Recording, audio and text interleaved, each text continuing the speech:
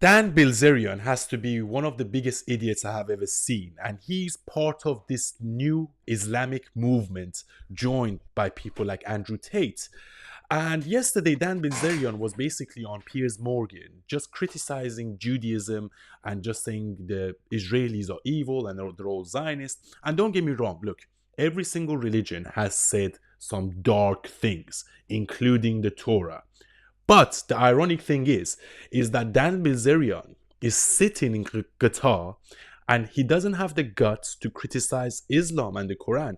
So I know that there is some dark things in the Torah. I know there are some dark things in the Old Testament of Christianity. And there are a lot of dark things in the Quran.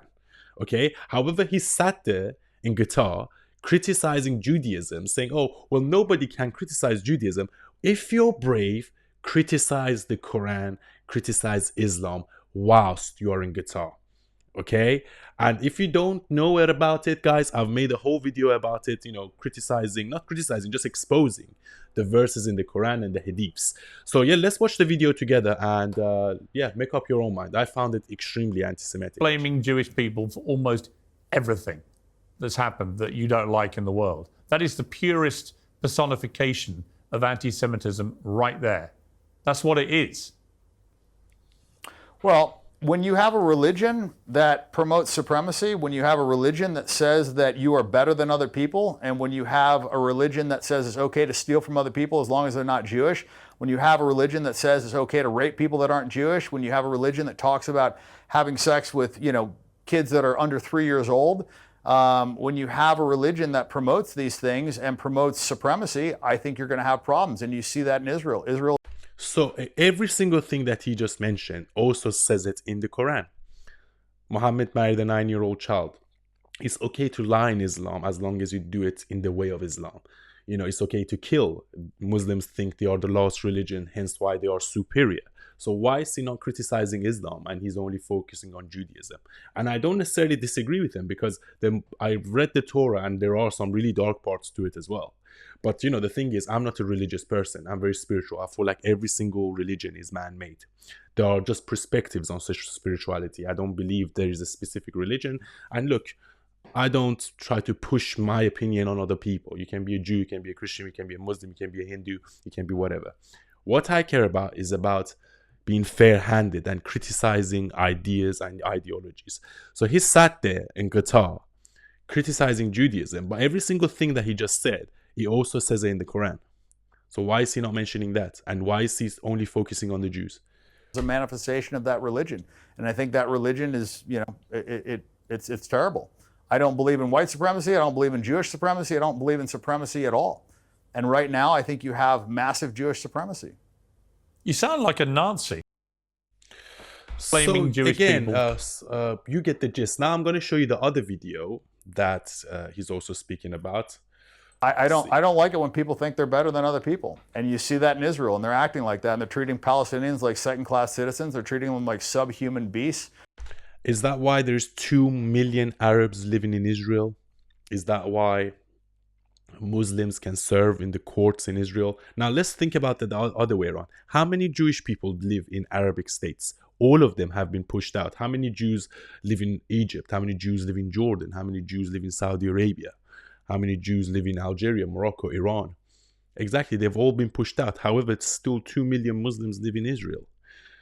So you cannot say that they are the ones. And as a matter of fact, it's the Muslims pushing the Jews out rather than the other way around. And also, what you talk about being superior, it literally says it in the Quran that Muslims are superior to every other religion because they are the last religion. Okay? And people that are not Muslims, they will go to hell. So they believe that only Muslims will go to heaven. Jews believe the same thing. It's funny because Jews believe they're the chosen people and they will go to heaven. And I think it's the same with Christianity. So every single religion thinks that way. But my concern is, why are you so obsessed with the Jews? And it sells that in their Talmud. So it says if you are not a Jew, that you are basically subhuman. And I don't think that Judaism and Christianity go hand in hand. I mean, they believe that Jesus is in hell burning in human shit, and they believe the Virgin Mary is a whore. So I don't think those are two religions that really intersect very well. But we've been programmed that they do, and we've been programmed that it's okay and that Jews are the chosen people, and I just disagree with that. I think everybody's equal.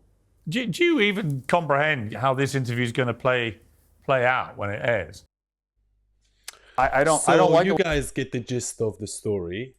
And my concern is there is this new wave of people such as Dan Bilzerian, such as Andrew Tate. And these are the people that talk about red pill and escaping the matrix. But you are part of the matrix. Now you are part of the Islamic matrix. Okay? I believe in learning from everything. I believe in also detaching myself from everything. Once you put yourself in a box, then you belong to that box.